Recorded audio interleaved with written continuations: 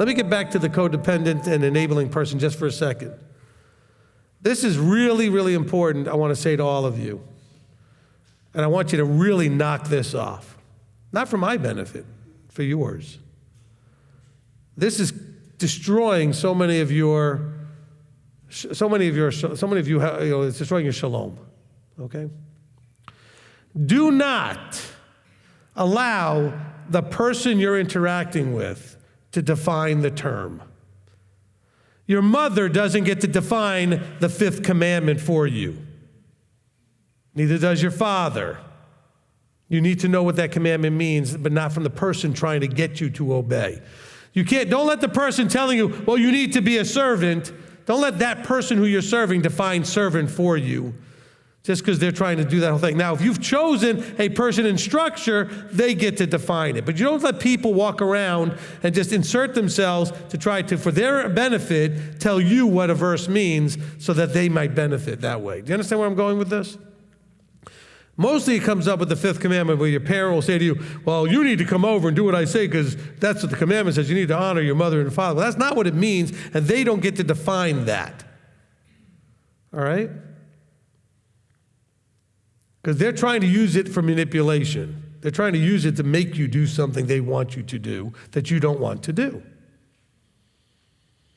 And so the same thing can cause you to end up in codependency or enabling, because you'll be made to feel guilty that you need to serve. Oh, I thought you're a whatever, and then so you should serve. The only person who can say those kind of things to you is a person who that's your relationship. You know you're their servant. You know that you're trusting them, etc., and that they're not looking for their benefit. See, these are all people that are doing it that's really should be your criteria. Whose benefit is it for?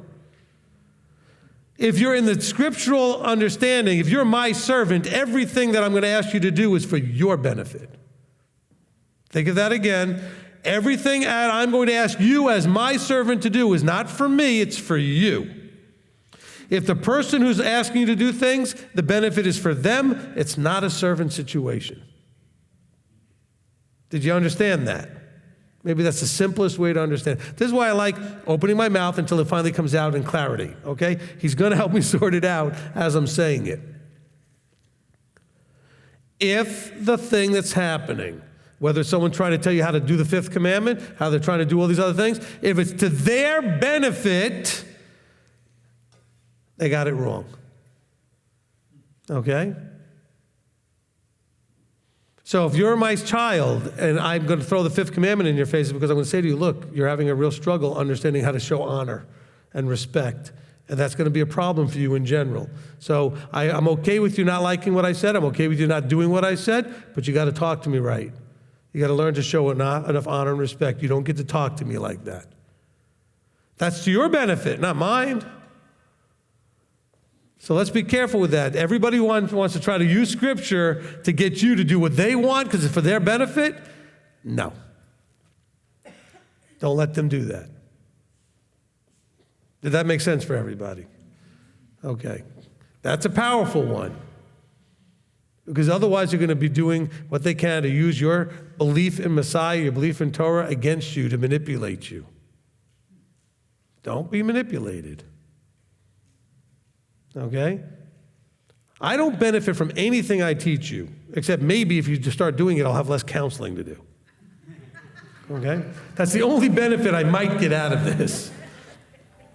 Okay? Everything else is for you, and even including the benefit that you won't need counsel. Okay? But the only benefit I get is that I might not have to spend as much time in counsel. And that's really so you have to say, is the person trying to get something for themselves or is it for you?